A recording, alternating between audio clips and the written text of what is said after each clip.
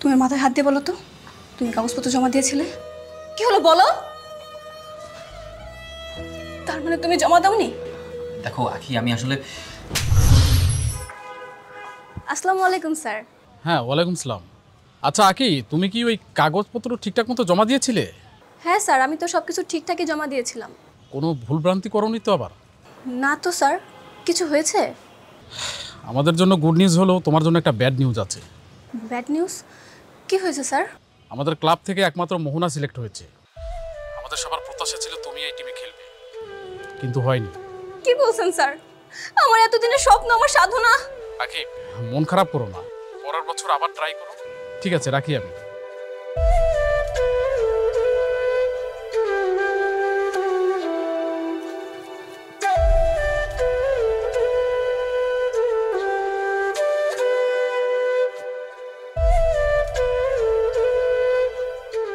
কিরে তুই খাচ্ছিস না কেন?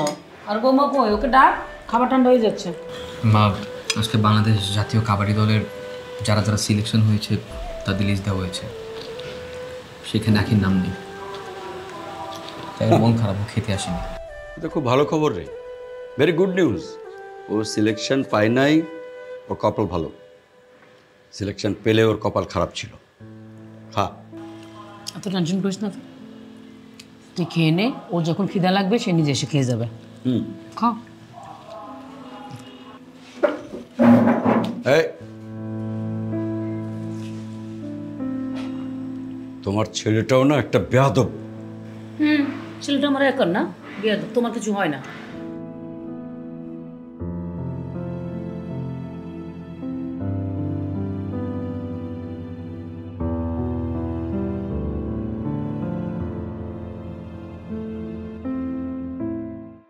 কি ব্যাপার, খেতে যাওনি কেন? খেতে যাবে, চলো। আমার কি জানাই। আচ্ছা নাই, তোমাকে একটা কথা জিজ্ঞেস করি। হ্যাঁ বলো। তুমি কি আমার পেপারসগুলো ভালোভাবে জমা দিয়েছিলে? হ্যাঁ দিয়েছিলাম তো, কেন? জানো নাই, ক্লাবের সব থেকে ভালো খেলোয়াড় হচ্ছে আমি, কিন্তু আশ্চর্য ব্যাপার হচ্ছে চান্স পেলো কিনা আমার থেকে খারাপ খেলোয়াড় মোহনা। দেখো, হয় এমন, বুঝছো? আসলে এই দেশটা না দুর্নীতিতে ভরে গেছে। আমি শিওর বড় লোকজন টাকা খেয়েছে। আখি, আমি বলি কি, ওসব কথা বাদ দাও, ভুলে যাও ওসব ব্যাপার। আমাদের নতুন বিয়ে হয়েছে, সব কিছু বাদ দিয়ে আমাদের সংসারের দিকে মনোযোগী হওয়া উচিত। সেটাই আমাদের জন্য ভালো হবে। আমার বাবা আমাকে কখনোই ক্ষমা করবে না। আমার বিয়েতে তো বাবা একদমই খুশি ছিল না। বাবার সন্দেহ ছিল বিয়ে হয়ে গেলে আমি আমার ক্যারিয়ার করতে পারবো না, কিন্তু এখন আমি দেখছি আমার বাবার সন্দেহই ঠিক হলো। হ্যাঁ আখি, বললাম তো, এসব যা হবার তো হয়ে গেছে, লেট ইট গো। পাস্টে ভেবে তো কি হবে? পাস্টে ভেবে কোনো লাভ আছে বলো? আচ্ছা আচ্ছা, প্রয়োজন আমরা সামনের বছর আবার ট্রাই করবো। এবার তো মনটা ভালো করো, আসো। আচ্ছা, আগামীকাল তোমাকে তোমার ফেভারিট প্লেসে ঘুরতে নিয়ে যাবে। আর দেখছো, তুমি যেদিনই মন খারাপ করে থাকো সেদিনই বৃষ্টি নামে। চলো, আসো।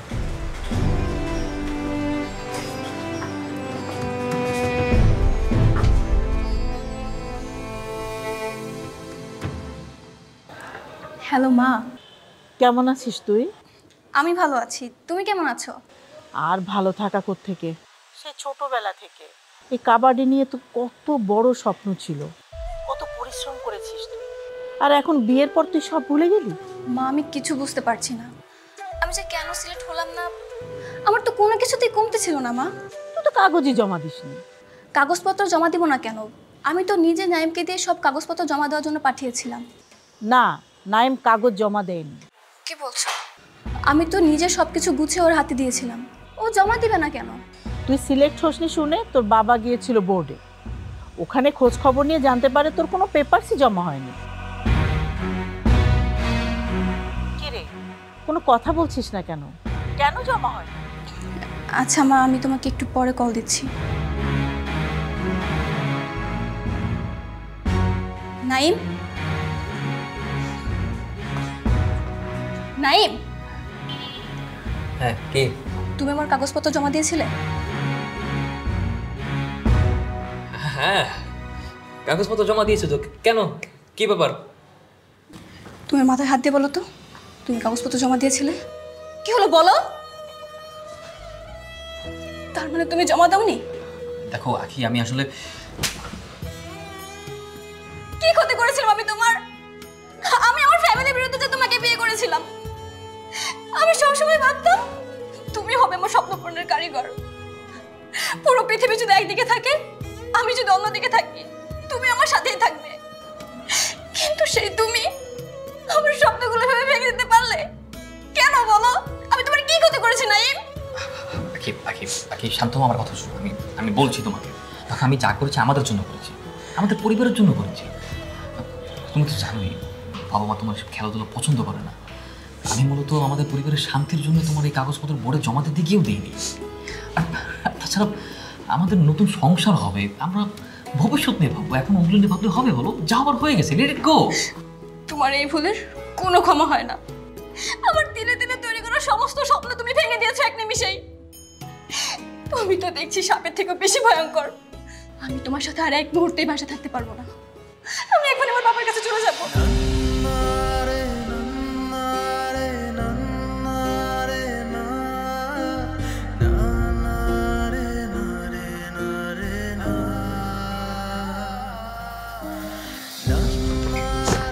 আখি প্লিজ শান্ত হও, প্লিজ আমার কথা শোনো।